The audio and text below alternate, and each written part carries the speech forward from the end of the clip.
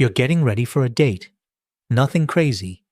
Dinner at a decent restaurant, maybe drinks after. You put on something that doesn't look like you just came from the gym.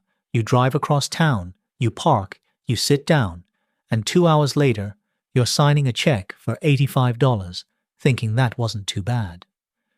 Then you add the $14 parking, the $6 you spent on a coffee beforehand because you got there early, and the $22 in gas because the restaurant was 30 minutes away. Your not-too-bad dinner date just cost you $127, and you haven't even decided if you like this person yet. That $127 doesn't exist anywhere in your budget. It won't show up as dating on your credit card statement. It's going to be filed under restaurants, transportation, and food, spread across 3 categories so it looks like normal life. But it's not normal life. It's the cost of being single and trying not to be. And it happens again next week, and the week after that, and every week for as long as you're looking. Now multiply that by every week or two for months, maybe years. Add in the subscription to the dating app that matched you in the first place, the new shirt you bought because you've worn the same 3 outfits on your last 6 dates, and the drinks you bought last weekend when a date turned into, let's go somewhere else after this. You're spending real money consistently on something you've never once sat down and budgeted for. Nobody puts dating as a line item in their monthly expenses. But it's there, every single month, and the number is significantly larger than most people want to admit. My name is Kai, and I spend way too much time thinking about money and why the expenses that feel casual and spontaneous are usually the ones that do the most damage to your finances over time. If you're single and wondering why your bank account feels tighter than your salary says it should, or if you're about to start dating again and want to know what it actually costs before you swipe right, make sure to subscribe and hit the like button if this helps you see your spending clearly. Here's something nobody in the personal finance space talks about, and it's strange because it affects tens of millions of people every month. Dating is one of the largest untracked recurring expenses in most single people's lives. It doesn't show up in any budget template. No financial advisor mentions it. No app categorizes it correctly. Your dinner dates get filed under restaurants. Your new clothes get filed under shopping. Your dating app subscription gets filed under entertainment.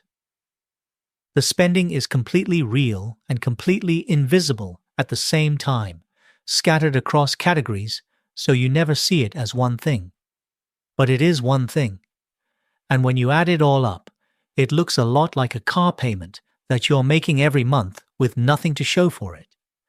Let's run the actual numbers, and I want you to keep a mental tally as we go, because the total at the end is going to be different from what you're expecting. Dating apps are the entry point, so let's start there.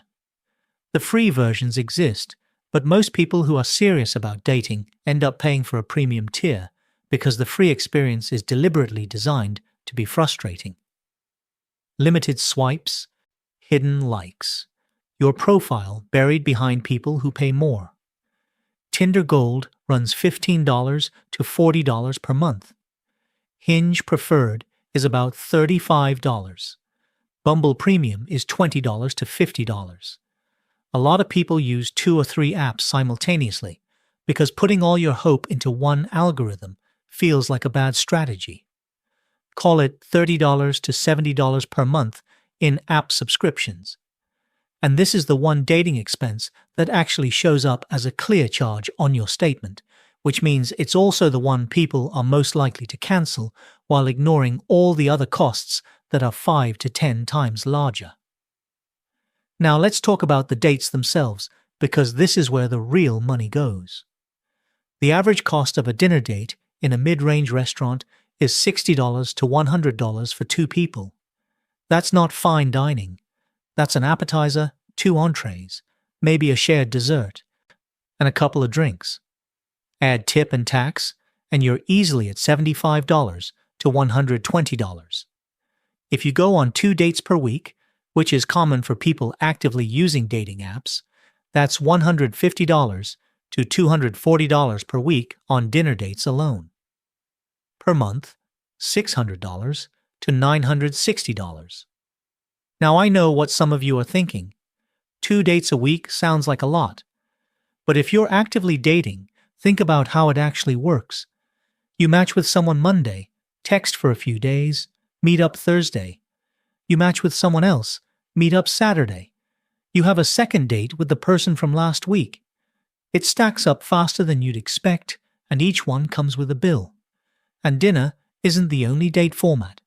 Coffee dates are the budget option, running $8 to $15 per person. Drinks at a bar, $25 to $50 for an evening. Activity dates like bowling, mini golf, escape rooms, or concerts run $30 to $80 per person. Cooking at home sounds free until you realize you bought $45 worth of ingredients you don't normally stock because you wanted to impress someone. There is no free date. There's just varying degrees of expensive. Let me pause here because we haven't even left the date itself, and the numbers are already uncomfortable. If you're going on 6 to 8 dates per month, mixing dinner, drinks, and activities, you're spending $400 to $800 per month on the dates alone.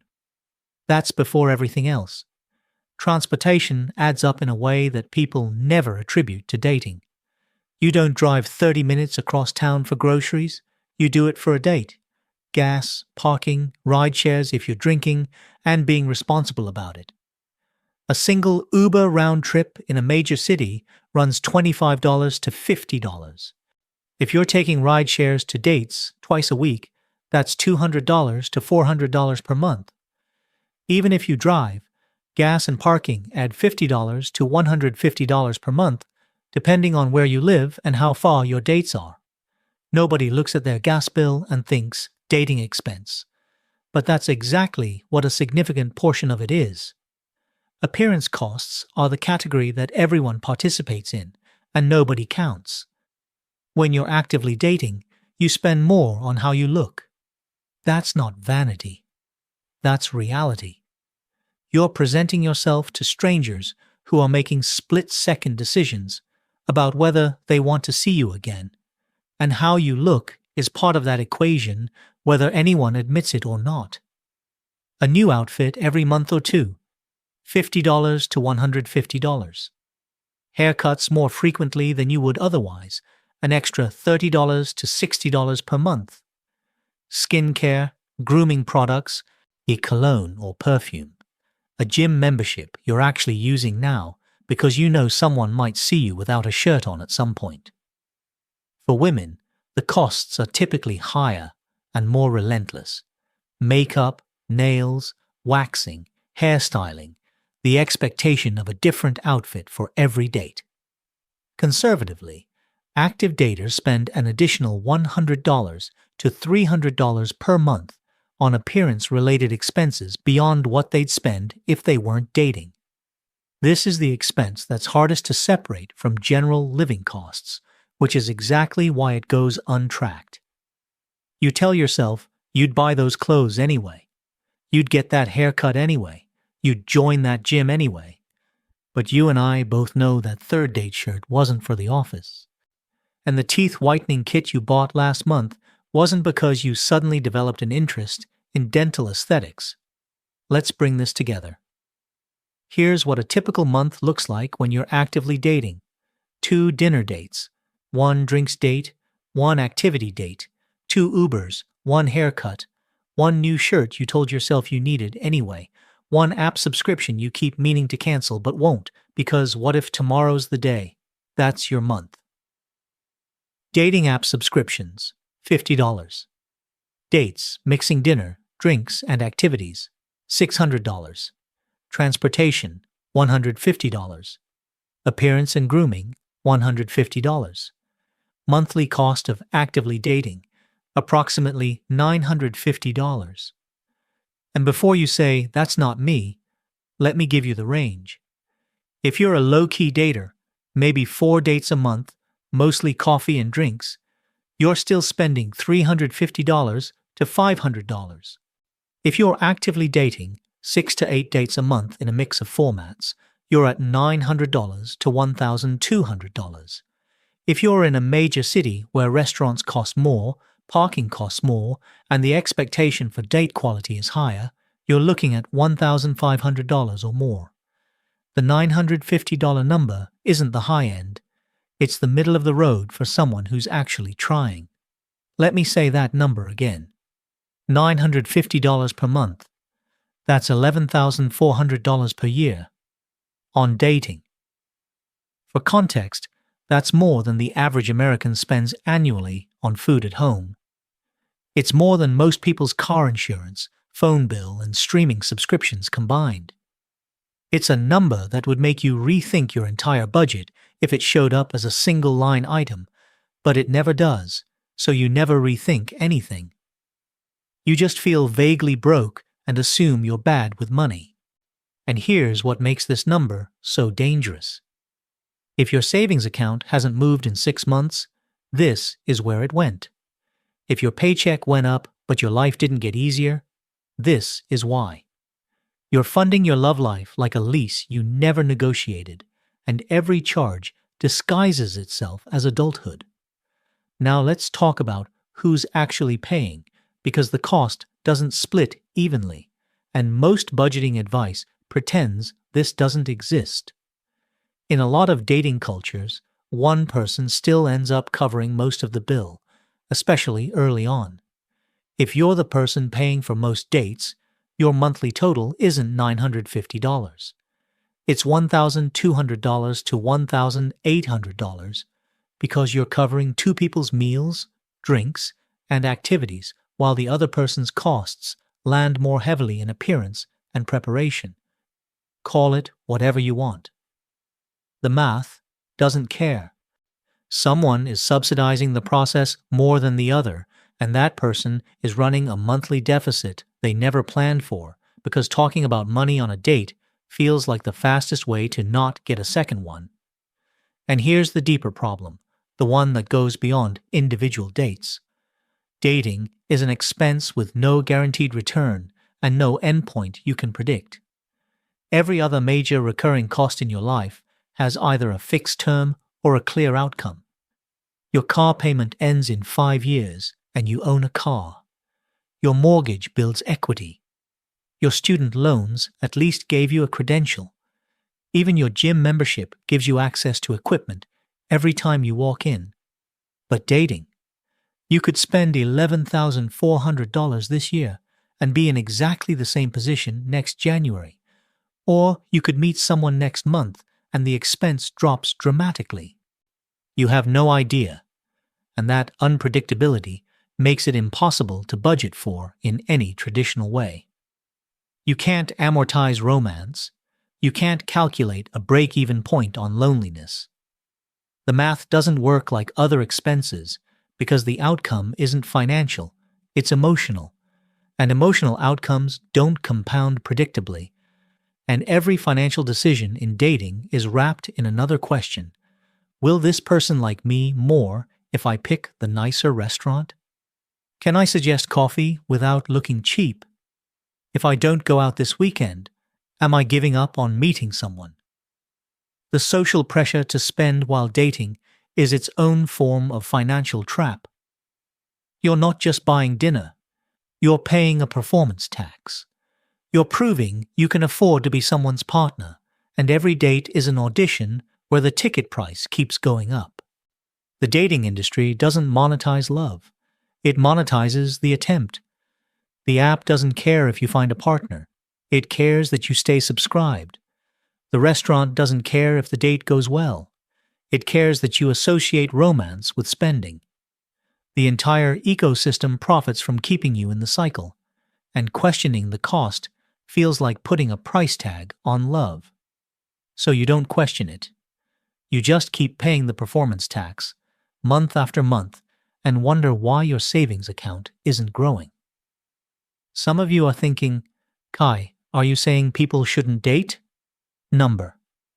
Human connection is one of the most important things in life. Finding a partner, building a relationship, having someone to share your life with, that's not a luxury. For most people, it's fundamental. I'm not arguing against any of that. And here's the part that's actually hopeful. When you do find a partner, the economics shift dramatically.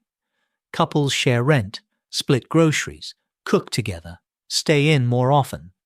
The dating expense drops and the financial partnership begins.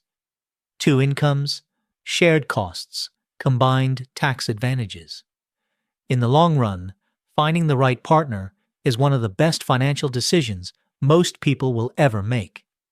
That's real. But here's the trap. The path to getting there is expensive, unpredictable, and completely unbudgeted. You're spending serious money every month on a process that could take 6 months or 6 years, and there's no way to know which. And the window is getting longer, not shorter. The average age of first marriage has climbed to 30 for men and 28 for women, up 5 years from a generation ago. That means 5 more years of dating costs, 5 more years of the performance tax, 5 more years of paying the lease before the financial partnership even begins. Your parents' generation spent less on dating not because things were cheaper, but because they stopped sooner. That's not a reason to stop. That's a reason to know exactly what it costs monthly, so you can make real decisions about how you date instead of drifting into a spending pattern that quietly undermines everything else you're trying to build financially. If you look at these numbers and say, yeah, $950 a month is worth it, because finding the right person would genuinely change my life, I respect that completely. But know what that $950 means in your life right now. It's the emergency fund you never quite finish building. It's the down payment you keep pushing back another year. It's your Roth IRA plus your car insurance, plus your gym membership every single month, going towards something with no guaranteed outcome. Invested, that's $70,000 in 5 years, and $170,000 in 10. That's not a reason to stop dating. That's the price tag on the trade. And if you make that trade, knowing exactly what it costs, you won't resent it. The resentment comes when people spend $11,000 a year on dating and don't even realize it, because the money disappeared into restaurant tabs and Uber rides they never thought to add up. The solution isn't to stop dating. The solution is to actually budget for it. Put a real number on it. Decide what you can afford to spend per month on meeting people, and then make choices that fit inside that number instead of letting every swipe right turn into an open-ended financial commitment. That might mean more coffee dates and fewer dinner dates. It might mean cooking at home on date 3 instead of date 7. It might mean using one app instead of 3, or being more selective about who you meet in person so every date has a higher chance of going somewhere. None of that is unromantic. It's honest. And the irony is that being intentional about how you spend on dating usually leads to better dates, not worse ones. When you stop defaulting to expensive dinners as a crutch, you actually have to be creative, plan something interesting, show personality. The best relationships don't start at the most expensive restaurant. They start with someone who was thoughtful enough to suggest something that felt real. People who build wealth don't avoid relationships. They track every dollar, even the ones disguised as Saturday night plans. They know exactly what they're spending, and they make sure the life they're building financially can actually support the life they're building personally. That dinner date last Thursday, the one that felt like it only cost you $85. Go pull up your bank statement right now, not next week, right now. Look at the last 3 months, highlight every charge that happened because you were trying to meet someone. Dinner, drinks, parking, Uber, the shirt, the haircut, the app. Add it up. That's the number you never let yourself add up. That's where your savings went. You're not bad with money. You're just still paying a lease you never negotiated, and it's been on autopay since your first swipe.